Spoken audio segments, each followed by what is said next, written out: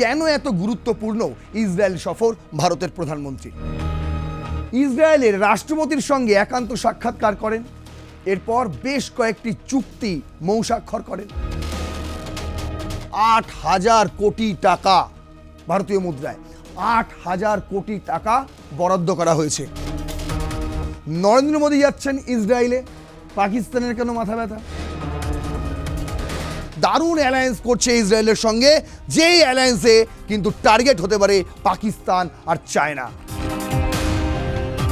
যদি India Israel এক হয়ে সন্ত্রাসবাদের বিরুদ্ধে কাজ করে, জঙ্গিবাদের বিরুদ্ধে কাজ করে, তাহলে পাকিস্তান কোথায় যাবে? শুধু পাকিস্তান নয়, বাংলাদেশও একই কারণে ভীত সন্ত্রস্ত। মাত্র দুদিনের সফর, ইসরায়েল সফর নরেন্দ্র মোদীর, আর তাতেই এত কিছু করে ফেললো, পুরো শোরগোল পড়ে গিয়েছে দক্ষিণ এশিয়া। ভারতের প্রধানমন্ত্রী নরেন্দ্র মোদীর দুদিনের ইসরায়েল সফর, আর এই সফর ঘিরেই মিডল ইস্ট থেকে সাউথ এশিয়া প্রায় শোরগোল পড়ে গিয়েছে। কারণ এই সফর শুধু একটি রাজনৈতিক সফর নয়, এই সফর শুধু একটি কূটনৈতিক সফর নয়, এই সফর কিন্তু আতঙ্ক ধরিয়ে দিয়েছে পাকিস্তান এবং পাকিস্তানের সহযোগী দেশগুলিকে। ব্লক তৈরি করছিল না ভারতকে বাদ দিয়ে, সাউথ এশিয়ায় ব্লক তৈরি করছিল না পাকিস্তান, বাংলাদেশ। আবার অন্যদিকে সমস্ত মুসলিম রাষ্ট্রগুলিকে নিয়ে একটা ব্লক তৈরি করছিল, নতুন করে একটা ন্যাটো তৈরি করার চেষ্টা করছিল। বুঝতে পারছেন? সব ভাবনায় পানি, একদম সব ভাবনায় জল ঢেলে দিল নরেন্দ্র মোদীর এই ইসরায়েল সফর। একদিকে যখন নরেন্দ্র মোদী ইসরায়েলে, অন্যদিকে পাকিস্তানের সংসদে এই নিয়ে একটা প্রস্তাব পাশ হচ্ছে। কেন ভারতের প্রধানমন্ত্রী কেন ইসরায়েলে যাবে?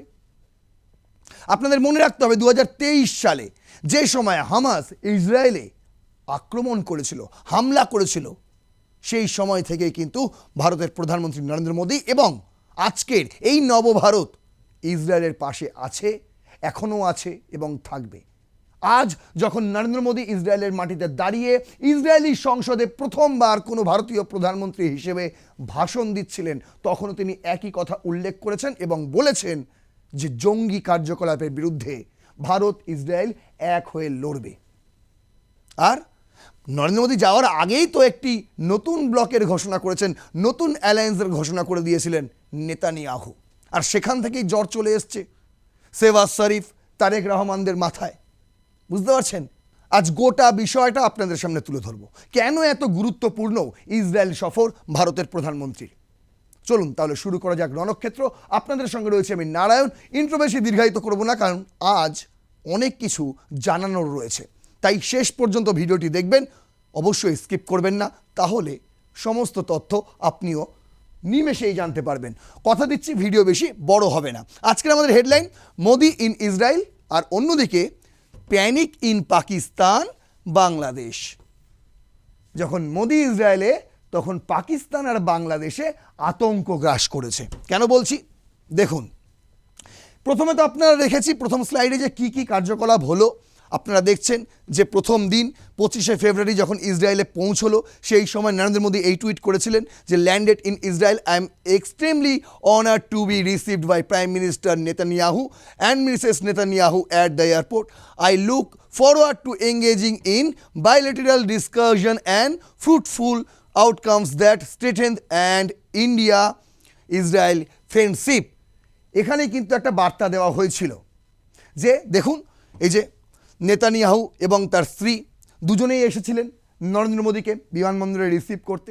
তারপর সেখান থেকে তারা একান্ত বৈঠকে যোগদান করেন। তারপর প্রধানমন্ত্রীর গন্তব্য হয় নেসেটে। সেই নেসেট যে হচ্ছে ইসরায়েলের সংসদ বলা যায়, এবং সেই সংসদে স্পিকার অফ দ্য নেসেট, সেই মেডেল দেখুন নরেন্দ্র মোদীকে পরিয়ে দেওয়া হচ্ছে। তারপর প্রথম ভারতীয় হিসেবে নরেন্দ্র মোদী সেই নেসেটে বক্তৃতা রাখেন। সেখানে তিনি বলেন যে India stand firmly and with full কনভিকশনস with Israel in it's fight against terrorism. জঙ্গি কার্যকলাপের বিরুদ্ধে, সন্ত্রাসবাদের বিরুদ্ধে ভারত ইসরায়েলের সঙ্গে ছিল, আছে, আগামী দিনেও থাকবে, একসঙ্গে কাজ করবে, এই কথা দেন। অন্যদিকে দেখুন, তারপর যখন একটি বিজ্ঞানের প্রযুক্তি প্রদর্শনী অনুষ্ঠানে যাচ্ছিলেন, ঠিক সেই সময় এক গাড়িতে আবার দেখা গেল নরেন্দ্র মোদী এবং নেতানিয়াহুকে। সেখানে নেতানিয়াহু একটি টুইট করেন এই ছবি দিয়ে। প্রথমে অবশ্যই নরেন্দ্র মোদী টুইটটি করেছিলেন ইসরায়েলি ভাষায়, অন্যদিকে সেই টুইটটাকেই রিটুইট করে বেঞ্জামিন নেতানিয়াহু লেখেন, হাম সাথ আগে বাড় রহে হ্যাঁ और टेक्निक वे नवाजार में भारत इजराइल साझेदारी को और मजबूत बना रहे हैं। হিন্দিতে লেখেন এই টুইট। এরপর 26শে ফেব্রুয়ারি ইয়াদ ভাসেমে হলোকাস্টের সেই স্মৃতি প্রদর্শন করেন নরেন্দ্র মোদী। ইসরায়েলের রাষ্ট্রপতির সঙ্গে একান্ত সাক্ষাৎকার করেন। এরপর বেশ কয়েকটি চুক্তি মৌস্বাক্ষর করেন, মহাকাশ গবেষণা থেকে সাইবার নিরাপত্তা, যে কোনো সেমিকন্ডাক্টর চিপ উদ্ভাবন থেকে শুরু করে কৃষিক্ষেত্র, বিভিন্ন বিষয় নিয়ে চুক্তি হয় দুই দেশের মধ্যে। নরেন্দ্র মোদী সাইন করেন। India Israel agriculture action plan তৈরি হয় এবং এফটিএ নিয়েও কথা হয়, যাতে আগামী দিনে দুই দেশের মধ্যে বাণিজ্য আরও সহজ করে তোলা যায়। তাই এফটিএ নিয়েও আগামী দিনে চুক্তি হবে, সেই ইঙ্গিত কিন্তু নরেন্দ্র মোদীর এই ইসরায়েল সফর থেকে পাওয়া গেল।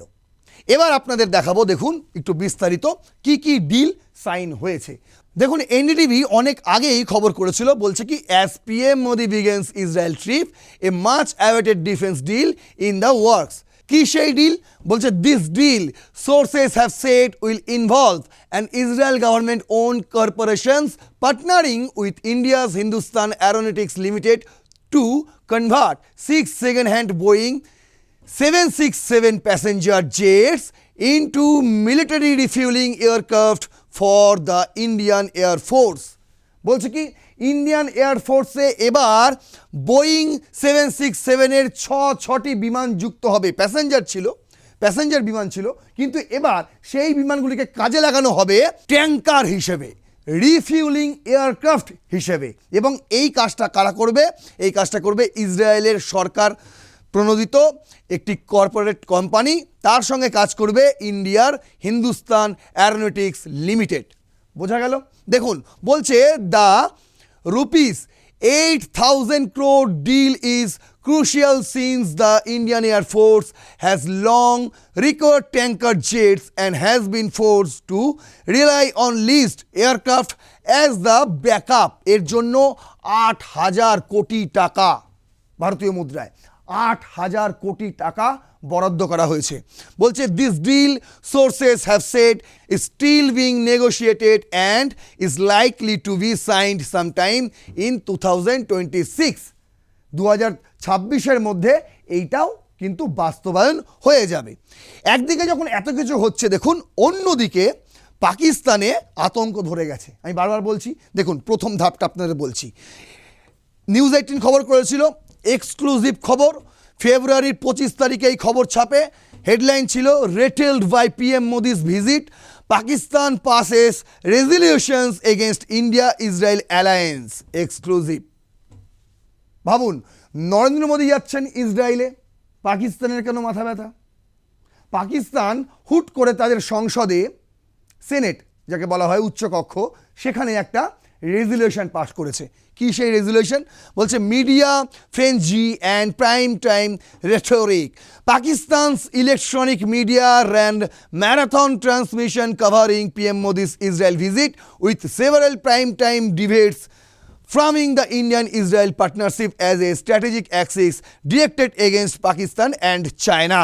বলছে পাকিস্তানি মিডিয়ায় এখন হই হুল্লোড় হচ্ছে। বলছে ম্যাক্সিমাম সময়, প্রাইম টাইমের ম্যাক্সিমাম সময়ই এখন নরেন্দ্র মোদীকে দেখানো হচ্ছে পাকিস্তানে। কেন?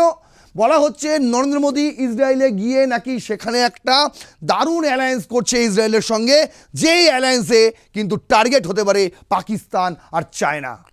আসলে পাকিস্তান চায়না কেন হতে যাবে? কারণ চায়না তো আর উগ্রবাদীদের, সন্ত্রাসবাদকে মদত দেয় না সেভাবে সরাসরি, পাকিস্তান যেভাবে দেয়। চায়নার নামটা এখানে টানতে হচ্ছে পাকিস্তানকে এই কারণেই, কারণ ফান্ডটা তো চায়নার থেকে আসে। বুঝতে পারছেন? চায়নাকে যদি উস্কে দেওয়া যায় তাহলে তাদের একটা সুবিধে রয়েছে, সেই জন্য চায়নার নামটাকে এখানে জুড়ে দেওয়া হচ্ছে। আসলে কিন্তু পাকিস্তান, আপনাকে বলে রাখি, যে ব্লক নিয়ে কথা হচ্ছে, যে অ্যালায়েন্স নিয়ে কথা হচ্ছে, সেটা হচ্ছে হেক্সাগন অ্যালায়েন্স। যে শব্দটা প্রথমবার ব্যবহার করেছিলেন নেতানিয়াহু, এবং নরেন্দ্র মোদী যাওয়ার অনেক দিন আগেই। আর সেখানেই কিন্তু আতঙ্ক গ্রাস করছে এই পাকিস্তান আর বাংলাদেশকে। কেন বলছে, commentators and panelist repeatedly portrait the cooperation as ideological as well as geopolitical, with some source describing Hindutva and Zionism as aligned forces hostile to Muslim interest.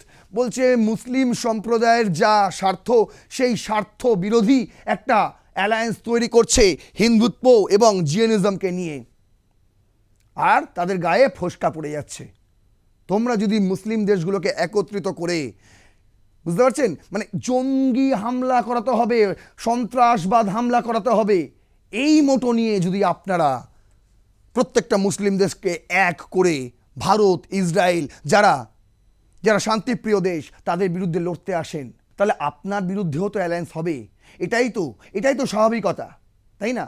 দেখুন কি অ্যালায়েন্স হয়েছিল, গল্পটা কি, কেন ভয় পাচ্ছে পাকিস্তান, কেন রেজুলেশন পাশ করতে হচ্ছে। ইন্ডিয়া টুডে খবর করেছে, threat to Muslim ummah, Israel's hexagon plan with India spooks পাকিস্তানকে ভয়ে একদম ভীতগ্রস্ত করে দিয়েছে এই হেক্সাগন প্ল্যান। কি সেই হেক্সাগন প্ল্যান? বলছে, following Israel prime minister Benjamin Netanyahu's proposals to launch an anti-radical hexagon alliance including India, the Pakistani Parliament Senate has rushed to unanimously passes a resolutions. The resolutions tabled by a PPP leader, which is part of the PM Shehbaz Sharif's ruling coalitions, describe the alliance as a threat to the integrity and unity of the Muslim ummah. বলছে মুসলিম উম্মার প্রতি এটা একটা বড় সড়ো threat. এই যে হেক্সাগন প্ল্যান, সেটা নাকি বড় সড়ো থ্রেট, বুঝতে পারছেন, মুসলিম উম্মার বিরুদ্ধে। যদি ইন্ডিয়া ইসরায়েল এক হয়ে সন্ত্রাসবাদের বিরুদ্ধে কাজ করে, জঙ্গিবাদের বিরুদ্ধে কাজ করে, তাহলে পাকিস্তান কোথায় যাবে? পাকিস্তান তো জঙ্গি সন্ত্রাস নিয়েই বেঁচে থাকে ভাই, বুঝতে পারছেন আতঙ্কটা কোন জায়গাটায়। বলছে, the resolutions was introduced by PPP leader Palwasha Mohammad Zai Khan. PPP যে পিএমএল এর সঙ্গেই রয়েছে, সরকারেই রয়েছে, মানে এই যে শেহবাজ শরীফের সরকারে অ্যালায়েন্স পার্টি একটি, সেই পার্টির একজন সংসদ সদস্য পালওয়াসা মোহাম্মদ জাই খান, তিনি এই রেজুলেশন নিয়ে আসেন সেনেটে। কি বলে, in the senate Pakistan's upper house of parliament and was passed unanimously, the resolutions expressed strong disapproval at what is described as continued provocative actions and statements by the Israeli leadership, including comments about creating alliance against Muslim countries, reported the Pakistani newspaper Dawn. বলছে Netanyahu যে plan দিয়েছেন, যে ষড়ভুজ প্ল্যানের কথা বলছেন Netanyahu, সেটা কিন্তু মুসলিম যে দেশগুলি রয়েছে তাদের জন্য খুব খুব ক্ষতিকর হতে চলেছে, অবশ্যই ক্ষতিকর হতে চলেছে। আর সেই কারণেই তিনি এই রেজুলেশন নিয়ে এসছেন, যেটা কোনো রকম বাধাগ্রস্ত ছাড়াই পাশ হয়ে গিয়েছে সেনেটে, বুঝতে পারছেন। এবার দেখুন, বলছে, in its resolutions the senate condemned by any attempts by Israel and undermine what it described as the sovereignty, unity and territorially integrity and brotherly Islamic countries. ওরে বাবা, ইসলামিক কান্ট্রিজের কত কি, বুঝতে পারছেন। দেখুন, সোভারেনিটি, ইউনিটি, টেরিটোরিয়াল ইন্টিগ্রিটি এবং brotherly Islamic, তাদের কাছে এটা একটা বড়সড় থ্রেট হতে চলেছে। আর সেই জন্যই কাঁপুনি ধরে গিয়েছে পাকিস্তানের কাছে। শুধু পাকিস্তান নয়, বাংলাদেশও একই কারণে ভীত সন্ত্রস্ত। কেন বলছি দেখুন, এবার সেটাই দেখাচ্ছি। দেখুন, ইয়ন করেছে খবর, বলছে হোয়াট ইজ হেক্সাগন অ্যালায়েন্স। আসলে এই ষড়ভুজ জোট যেটাকে বলা হচ্ছে, সেটা আসলে কি? Proposed by Benjamin Netanyahu's ahead of PM Modi's Israel visit. ইসরায়েলে মোদি যাওয়ার আগেই এই প্ল্যান প্রপোজ করেছিলেন নেতানিয়াহু।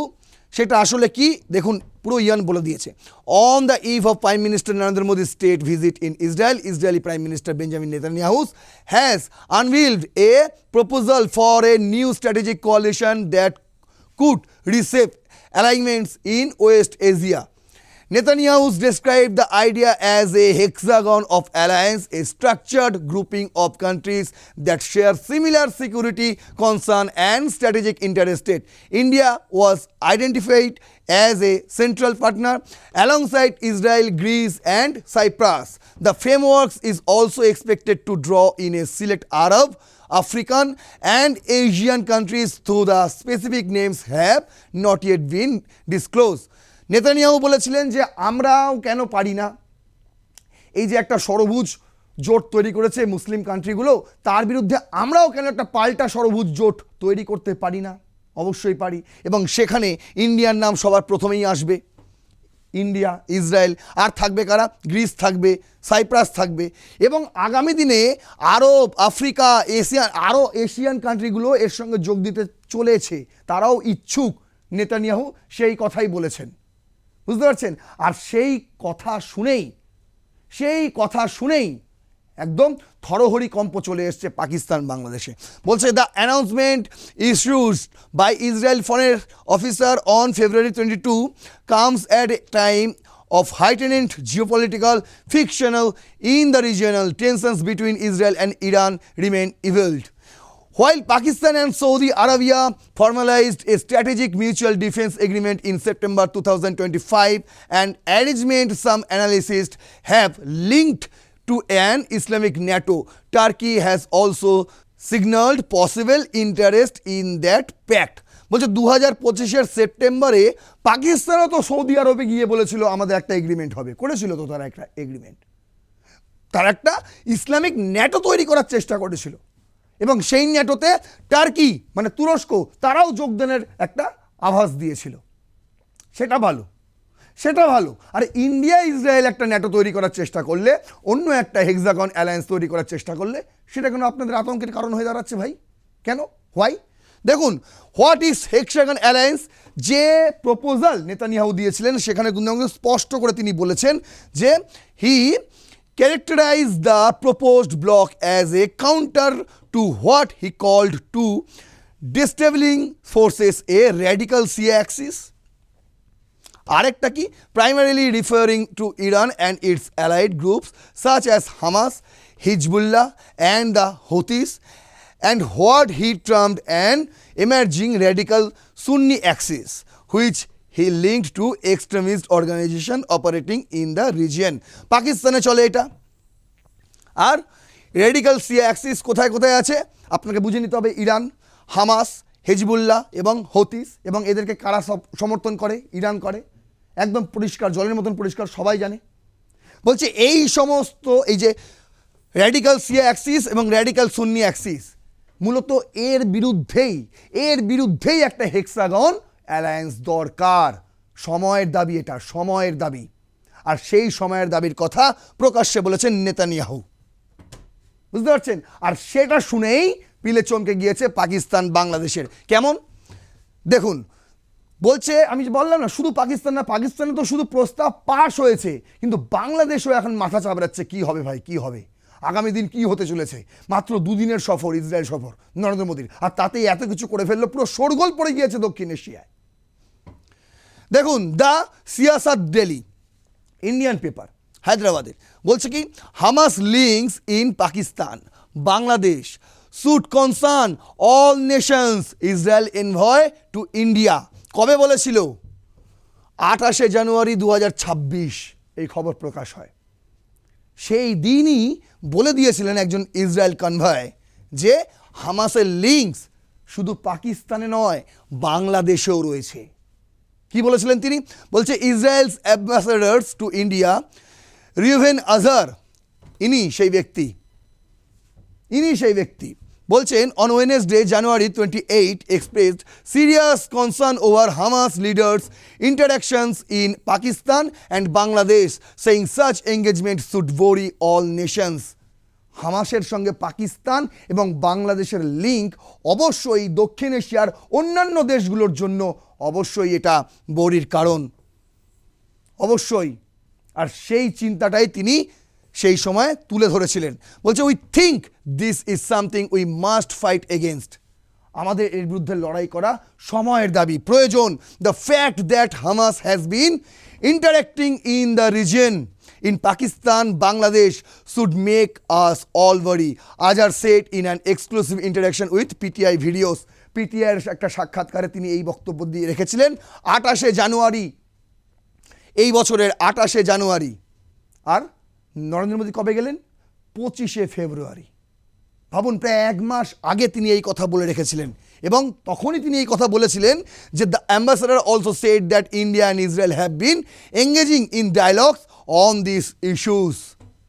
মনে করে দেখুন, 25 ফেব্রুয়ারি ইসরায়েলে পৌঁছানোর পরপরই নেতানিয়াহুর সঙ্গে প্রায় 2 থেকে 2.5 ঘন্টা নরেন্দ্র মোদীর একান্ত বৈঠক হয়। সেই বৈঠকে কি হয় এখনো পর্যন্ত কিন্তু খোলসা হয়নি, কিন্তু এই সমস্ত গল্প শুনলে বোঝা যায় সেখানে কি আলোচনা হয়েছে। যদি তাও বুঝতে না পারেন, তাহলে নেজেটে নরেন্দ্র মোদী যে ভাষণ দিয়েছেন সেখানে সন্ত্রাসবাদের বিরুদ্ধে ইন্ডিয়া এবং ইসরায়েল একসঙ্গে কাজ করার যে মেসেজ দিয়েছেন সেই বক্তব্যটা আরেকবার শুনুন, তাহলেও কিন্তু পরিষ্কার হতে পারে যে নেতানিয়াহুর সঙ্গে ইন্ডিয়ার প্রধানমন্ত্রী নরেন্দ্র মোদী একান্ত সাক্ষাৎকারে কি আলোচনা করেছেন। কি বলছে?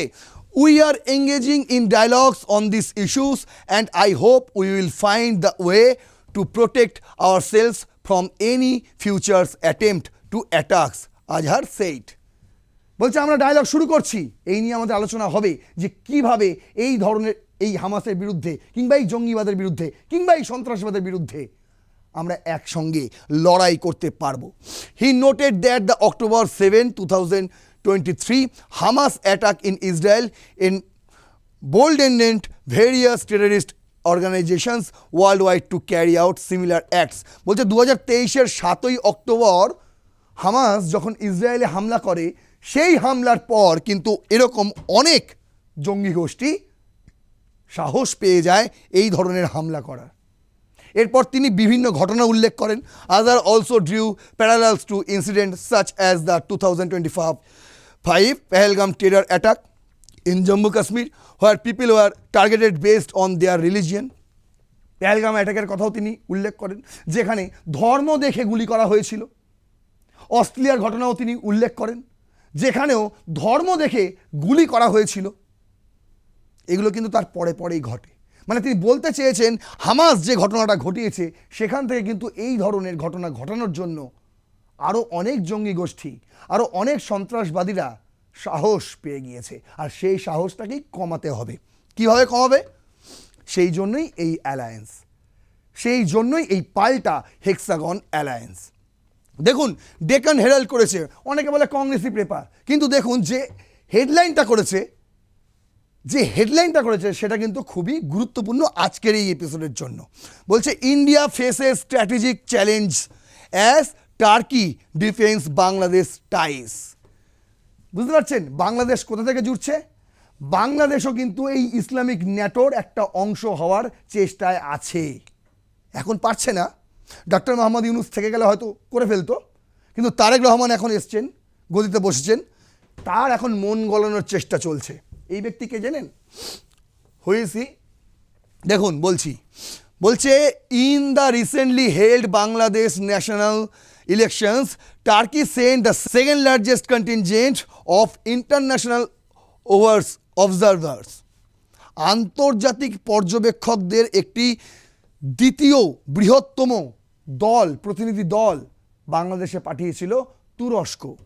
বলছে berries এনিকচি, the Turkish Deputy Minister for Foreign Affairs, attended the swearing in ceremony। মানে টার্কির যে পররাষ্ট্র মন্ত্রী রয়েছে, কি নাম, বেরিস এনিকচি, তিনি কিন্তু তারেক রহমানের শপথ গ্রহণের অনুষ্ঠানে উপস্থিত ছিলেন। যেরকমভাবে আমাদের ওম বিড়লা ছিলেন লোকসভার স্পিকার, যেরকমভাবে বিভিন্ন দেশের প্রতিনিধিরা ছিলেন সেরকমভাবেই ছিলেন। এটা বড় কথা নয়। বড় কথা কি?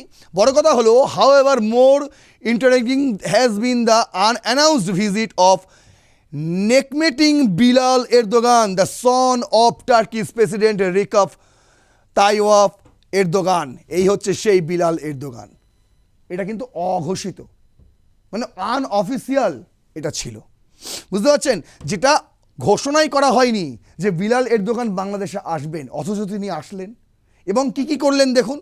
অন ফেব্রুয়ারি 18, মানে 17 তারিখ শপথ গ্রহণ নিয়েছেন, তারেক রহমান, আর 18 তারিখে চলে এলেন এরদোগানের পুত্র বিলাল এরদোগান। এসে কি করলেন?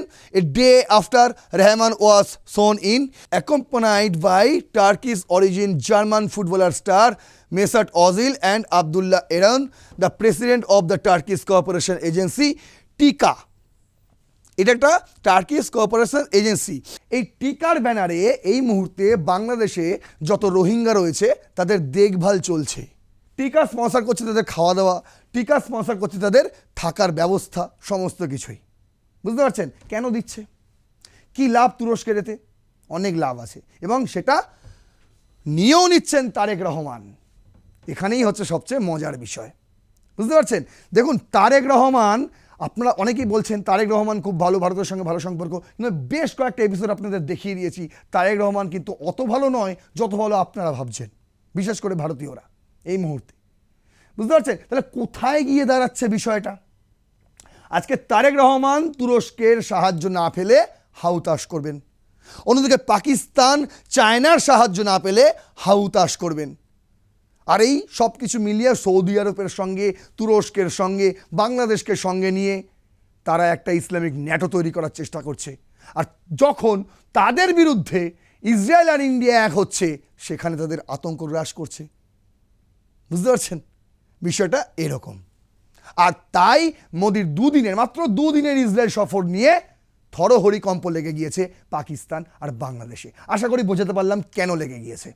যদি আমার এই এপিসোড অবশ্যই যুক্তিযুক্ত লাগে, তথ্যপূর্ণ লাগে, তাহলে অবশ্যই আপনারা শেয়ার করবেন, আপনাদের মতামত জানাবেন কমেন্ট বক্সে, লাইক অবশ্যই করবেন ভিডিওটি, যাতে আরও 5 জনের কাছে ছড়িয়ে যায়।